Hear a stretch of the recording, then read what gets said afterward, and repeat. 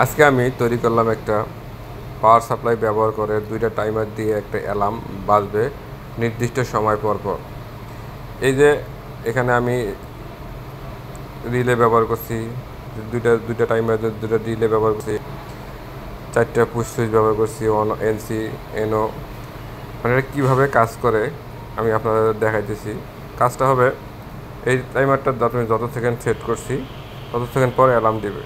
আবার এটা যত সেকেন্ড পরে করছি এই একটা অ্যালার্ম, এই অ্যালার্মটাই আবার দিবে। আমি দেখাইতেছি।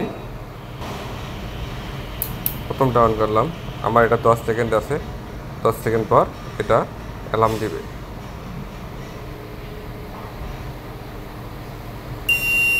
10 সেকেন্ড পর অ্যালার্ম দিতেছে। আবার যদি আমি এটা অফ করি, অফ করলাম, আবার একটা এটা দিয়ে এটা 12 সেকেন্ড সেট করছি, 12 সেকেন্ড দিলে 12 সেকেন্ড দিলেই এবার এটা অ্যালার্ম দিবে। একটা অ্যালার্ম ব্যবহার করে দুইটা টাইমার দিয়ে আমি এই অ্যালার্ম সিস্টেমটা তৈরি করছি, টাইমিং সিস্টেমটা। এই যেটা 12 সেকেন্ড, এটা দিচ্ছি 12 সেকেন্ড, এটা দিচ্ছি 10 সেকেন্ড। 12 সেকেন্ড পর একটা টাইমিং অ্যালার্ম দিতেছে।